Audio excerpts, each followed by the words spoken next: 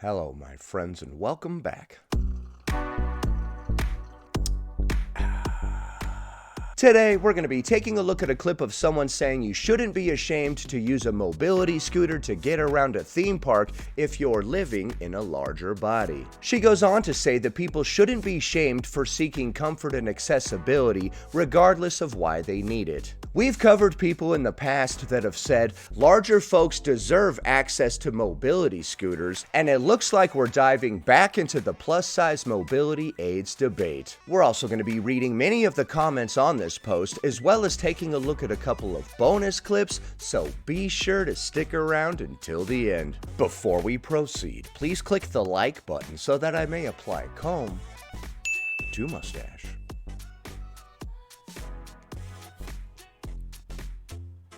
Unpopular opinion: if you're in pain walking around the parks, then get the effing scooter. Okay. Do we also have to get the goofy backpack? Because I'm on board with that. I'm not opposed to that. Okay, and the caption reads, "Why should you suffer when you're on vacation? I'm constantly told you made yourself fat so you have to walk," or "You're taking away scooters from people who actually need them." To that I ask, would you tell someone who was paralyzed from a drunk driving accident that they can't use a wheelchair because their negligence caused their disability? People can become obese from their own negligence, just like people can become disabled for the very same reason. Obesity can also be caused by illness, chronic diseases, and other reasons beyond their control, just like anyone who is physically disabled. Okay, so some people's obesity is caused by something beyond their control. Why is there such a stigma against bigger bodies, and why is the assumption always that obesity is self-inflicted? Well, I mean, it's not other people inflicted. Nobody else inflicted this onto us. Why is it anyone's business on why someone needs a scooter or any other sort of assistance? There should not be a hierarchy on accessibility. People should not be shamed for seeking comfort or accessibility regardless of why they need it. You should not suffer or injure yourself because someone thinks you deserve it. That's a very interesting line. You guys want me to use my own legs and potentially injure myself? So if you need a scooter because you're in pain, because you're disabled, or just because you don't want to injure yourself, get the effing scooter. Okay, I will say personally, I have nothing against anybody using the mobility aid that they need. I actually believe in first come, first serve, although I will say it would be really messed up for them to all be taken up by people that could actually use their own legs if they wanted to. I don't believe the mobility scooters at the grocery store are really the same as a disability aid, because you have to get up out of your car and walk to it to get on it. Let's take a look at what the comments say. Sningle Bongle says, that's a very interesting name, "Y'all remember the people from Wall-E?"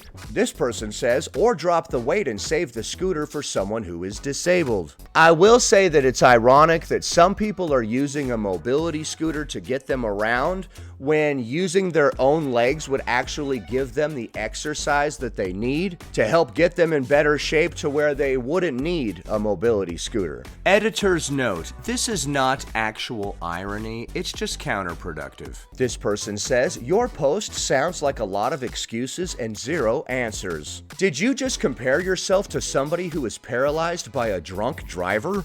No, I think they were comparing themselves to the drunk driver who paralyzed themselves. Let's go back up, hold on. Would you tell someone who was paralyzed from a drunk driving accident that they can't use a wheelchair because their negligence caused their disability? So yeah, she's saying you wouldn't deny somebody a wheelchair even if they were the drunk driver who did that to themselves, is what she is saying. So what she is saying is actually a little more wild than what you thought. You thought she was comparing herself to someone who was paralyzed by a drunk driver. No, she's comparing herself to the drunk driver that got paralyzed from their own negligence. Okay. Well, that is an interesting question. Does a drunk driver deserve a mobility aid even though they did that to themselves? If they can afford it. That's the answer. That's the answer to everything. if you can afford it. I'm not trying to make light of that, by the way, of any of this at all. Losing weight can significantly improve mobility by reducing the strain placed on the body's joints, muscles, and cardiovascular system. Okay, so you're saying that this person would have a lot more mobility if they actually lost weight. Okay. That's the interesting thing about this. The one thing that we could do to address this situation, at least a little bit, like some very simple exercise such as walking, we are not doing. This person says, your comparison is a massive stretch for your information. The comparison to the drunk driver thing. Popular opinion, if you find yourself unable to walk around without the need of a scooter due to your weight, it's time for a change. If you're in pain from walking, you should keep walking and eat less. A scooter is not helping. Yeah, I will say that if you're in pain from walking, like it said in that post, becoming more sedentary and doing less exercise is probably not the answer. That's probably not going to help with that at all. Man, I can't even move using my own legs. It's painful. I better never exercise again. That's how you take care of that. Okay, this is just crazy enough to work.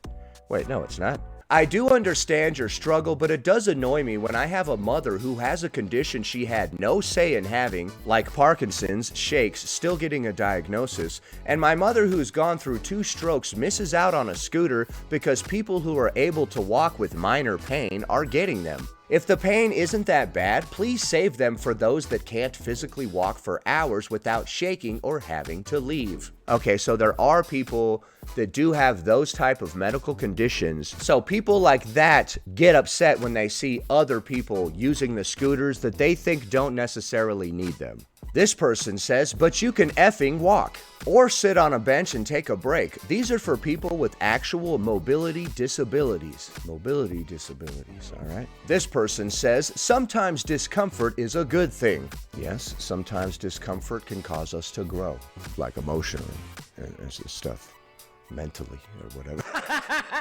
This person says, ironically, you're in pain because you don't walk. That's not actual irony, by the way. Your body is hurting because you don't take care of it. I have a hidden disability, severe central spinal canal narrowing, as well as cervical spondylosis. I'm faced with 2 choices, either stay home because I can't keep up with friends who offer to wait up for me when we go out, then don't. Oh, that's why you put the friends in quotes, because they don't actually wait up for you, or get a scooter and participate in life. I'm looking forward to enjoying going out again next year, but with true friends. Thanks for saying this for all of us. Oh, this is somebody that agrees with her. Okay. All right, this person has a hidden disability and their friends don't wait up for them. And they say that you're speaking up for all of us. All right, good to see somebody else on the other side of this thing. Let's see what the replies say. I'll scream it proudly from the original poster.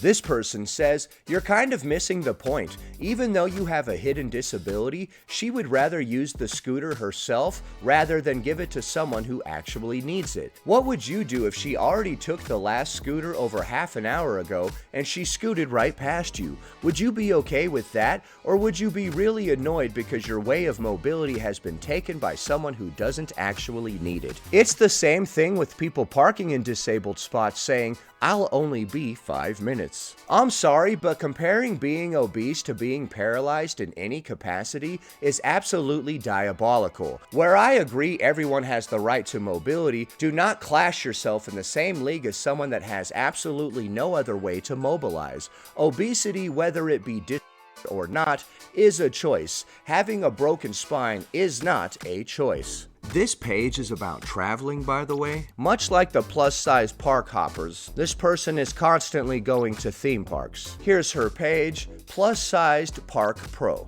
This person says, yeah, I am too embarrassed. Maddie Lion Giggles says, I'm morbidly obese and purchased a cane and took breaks every 5 minutes because someone's grandpa needing it is more important to me. Those scooters aren't for people in pain. They're for people who can't walk because of the pain. And when I couldn't walk because of pain, I sat down. If your pain is so bad you can't walk, you should get the scooter 100%. But if you can manage, you should or bring your own. This person says, maybe this is a wake-up call. Okay, so it looks like most people in the comments clients do not agree with her, although I did find one. I always try to find at least one person that agrees with the original poster, so I'm covering both sides of this story. I'm trying to be unbiased and fair in covering all of the stories that I cover. Don't mistake me making stupid, silly little jokes as me being hateful or having it out for any of these people. That is obviously not the case. Now we're going to be taking a look at a couple of bonus clips.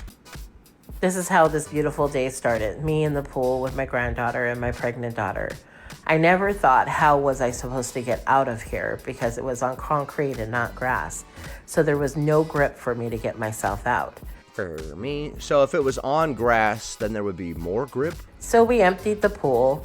Okay, it's nighttime now, so you've been sitting in that thing all day. Mike helped me move my swollen body around so I could pull myself up. I was really terrified that I was not going to be able to do this, and regretted every pound I had ever gained at this point. Oh my goodness. So you couldn't get out of the pool and had to sit there and wait all day until somebody came and drained it out and helped you out. Oh my gosh. But then I realized that I am changing the circumstances that I created for myself, and sometimes I have to fight really hard just to do a normal task, as to get off the floor and out of a pool. Okay, she's very self-aware of what led to this, and she's working on it. Right here, I almost wanted to give up. I was done. My body was tired. But then I realized that I do hard things every day to get to the true heart's desires, to a healthier me. Don't give up on your... Okay, so as we saw in that clip, she got stuck in the pool. She didn't think about how she was going to get out of the pool when she got into it. She said it was on concrete instead of grass, so that's why she couldn't get out. I don't really understand that. But she literally had to sit there in the pool all day until nightfall and then drain all of the water out just to get out of the pool. I would say that this should be some sort of wake-up call, but she actually received that wake-up call. She said, "I regretted every pound I ever put on, but then I realized I am changing the circumstances that I created." So it looks like this wake-up call was received. She actually answered the phone.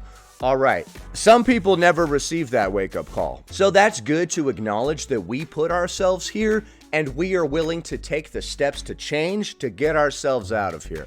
Great job. Next. Okay, what's going on here? All right, now this is first class, am I right? They will carry you up the stairs. All right. How much do I have to pay for this?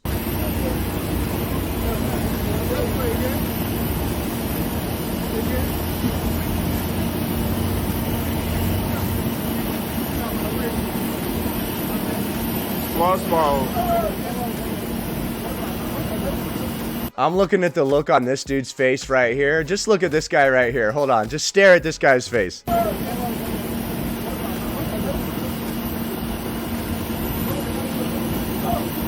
He's like, man, they do not pay me enough for this.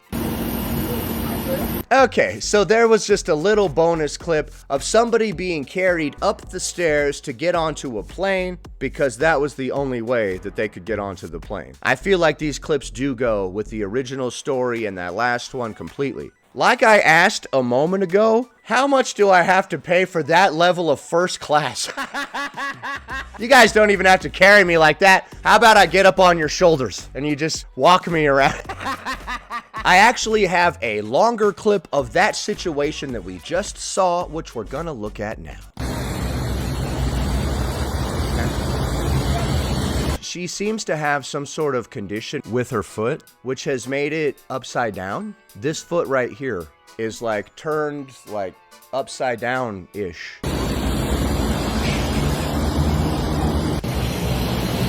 By the way, this person has gone on a weight loss journey. So this wake-up call was also received. Okay, that foot situation. I can see why you're literally in a wheelchair. Okay, you couldn't walk on that foot, I'm pretty sure. Is that drop foot or is that a different condition?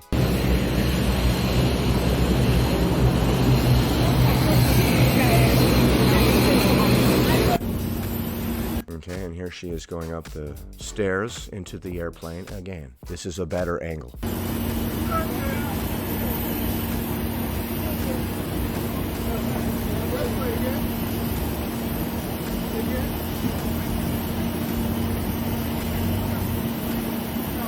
At least she's in a wheelchair, so we can just go step by step. I've taken things upstairs before on a dolly, or a hand truck as it's sometimes called. You just go step by step. I've actually taken a refrigerator up to the 2nd floor. I have moved many times, and I did it all myself. I'm familiar with this process. Swallow.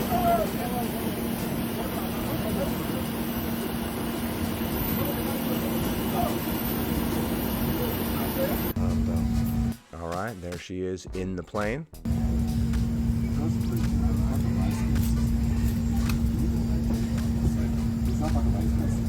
Okay, and like I said, that last person also decided to go on a weight loss journey. So if you were about to say, that's a wake-up call, they already answered it. They already received it. Save your comment. Actually, don't. Leave comments about all types of other stuff. They help with the algorithm. Okay, and we're gonna wrap up the video right there. That last person was needing to be carried up the stairs to get on the plane. Maybe due to their size, but I noticed that one of their feet was upside down, so that is definitely not helping, and that might be primarily why they're in a wheelchair, I don't know. But like I said, that last person has decided to lose weight, as well as the person before that got stuck in the pool, so it's a bummer to go through embarrassing things like that, but it sounds like these embarrassing situations have precipitated change, and now these people are going to make positive changes in their lives, which is really good. Great job. So what do you think of the clips that we just saw?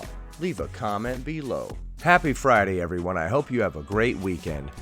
Anyway, that about does it. Thanks for watching, commenting, liking, and subscribing. And I'll see you in the next one.